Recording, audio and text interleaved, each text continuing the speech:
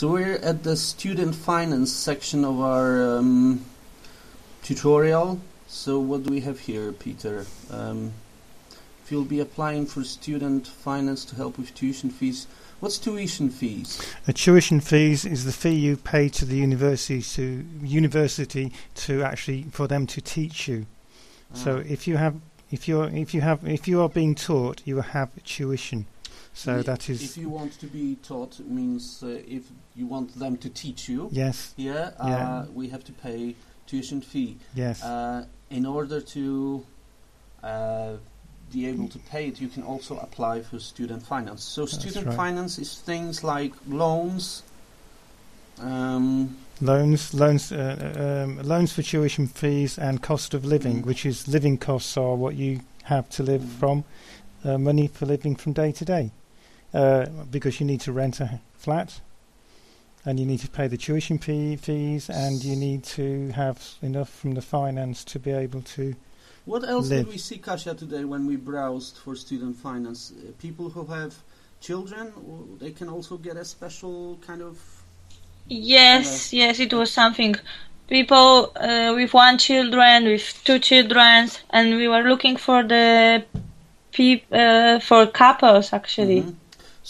So people with one child and with two children, they can apply for special grant, sustenance grants, maintenance grant, to maintain their living. And it was about £255 for one child and about 300. What was it? 300? No, 255 with two.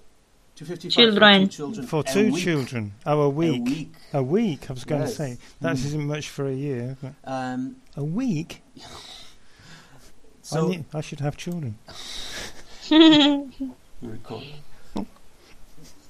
Okay, now we've got different slides here because there are different areas of the UK and different institutions who deal with finance. So in England, in Northern Ireland, in Wales and in Scotland. And since our webpage is called walesbest.com and we're based in Wales, we'll look at the one with Wales logo on, so Student Finance for Wales.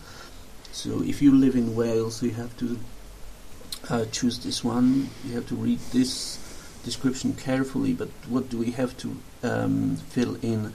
It says compulsory fields are marked with an asterisk.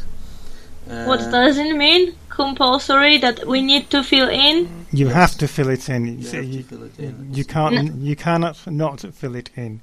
And it's marked with an asterisk, which is the star. A little star. What we've explained in previous sessions. So I will be applying for student finance. Yes, don't know, or no. So basically, a person has to say that they will be applying for a loan. I want to share my details with the student loan company. Okay, so what would it be? What does it mean? That we give permission for the students' loan company to share your details, so that they know how much finance they can give you. If you have a lot of money from your family or your parents, then they're going to say no. So it all depends on circumstances. On each individual is different.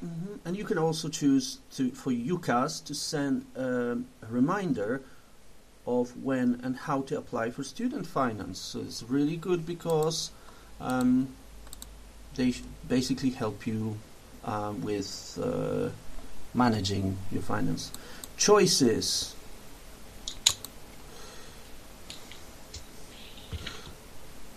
That's about you have to choose the actual course. Yes, yeah. And for example, Kasia here, who's recording with us, is interested in midwifery course in Liverpool John Moores University. Where is this UCAS course code here? On the top. Yeah, it's B. What is it, Kasia? B7. B720.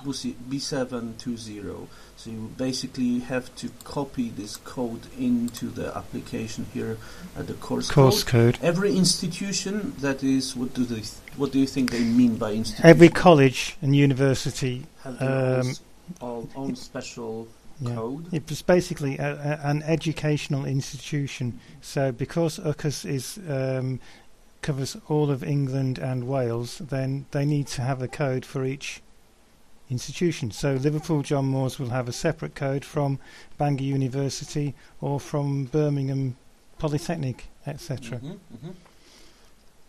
Campus code, so it's probably for somebody who wants to live on campus?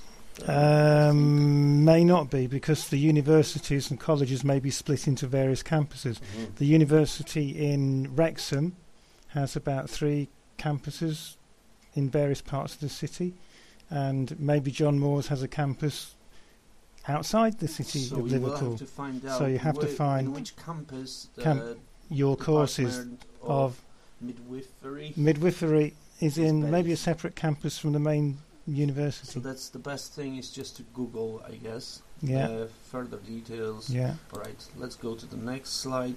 Education, and that's very interesting. We've got. Please state the highest level of qualification on the first part of this. And it is the highest level of qualification you expect to have before you start your course, because sometimes you may have not got the highest qualification yet and you're waiting. So you have to predict that you're going to get the qualification to enter a course.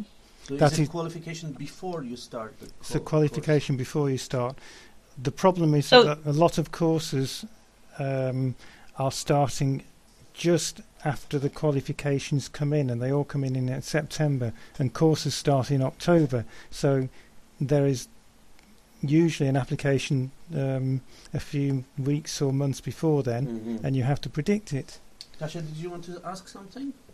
So this means here that I need to put this qualification, what I got it at the moment now, yes, yeah? Yes. And also what qualification you may be getting before you start the course next year. I guess it's like applies to high school students who are actually because they're on holiday. They apply for university. They don't know yet what qualification they will, but they can predict. They can It's all about prediction and working it out in advance.